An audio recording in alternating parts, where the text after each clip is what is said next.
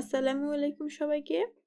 আজকে আমি শেয়ার করব সুজি দিয়ে হেলদি নাস্তা রেসিপি। হাতে অল্প একটু সময় থাকলে মাত্র কয়েকটি উপকরণে খুবই সহজে এই নাস্তাটি বানিয়ে নিতে পারবেন। আপনার ছোট্ট সোনামণি প্রতিদিন টিফিনে কি খাবে তা নিয়ে যদি চিন্তায় থাকেন, তাহলে আজকের রেসিপিটি ঠিক আপনার জন্য।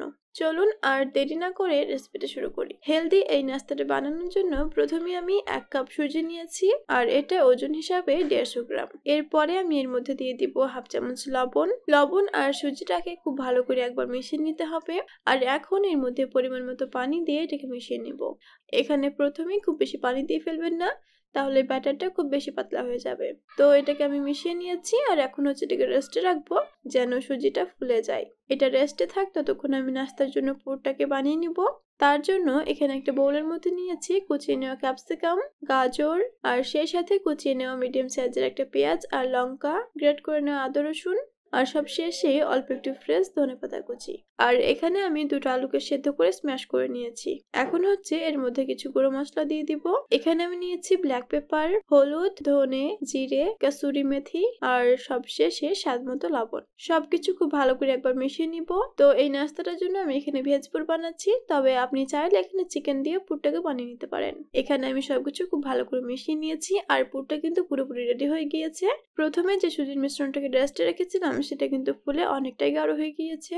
এখন হচ্ছে এর মধ্যে আমি দিয়ে দিব 1 চামচ বেকিং পাউডার, আর সামান্য পরিমাণে পানি দিয়ে এটাকে মিশিয়ে নিব। খুব বেশি গাঢ় আবার পাতলা না, মিডিয়াম ঘনত্বের একটা ব্যাটার বানিয়ে নিতে হবে। এখানে দেখতে পাচ্ছেন ব্যাটারের ঘনত্বটা ঠিক এরকম হতে হবে। আর এখন নাস্তা বানানোর জন্য ব্যাটারটা সম্পূর্ণ রেডি। আজকের এই নাস্তাটা আপনি যে কোনো মোল্ডে তৈরি করতে পারেন, তবে আজকে আমি এটাকে বাটির মধ্যে তৈরি করব। এখানে বাটির মধ্যে আমি অল্প একটু তেল ব্রাশ করে নিয়েছি যেন নাস্তাটা খুবই সহজে ডিমোল্ড হয়ে যায়। এখন হচ্ছে সবগুলো বাটির মধ্যে সুজির মিশ্রণটাকে এক হাতা করে দিয়ে দিব।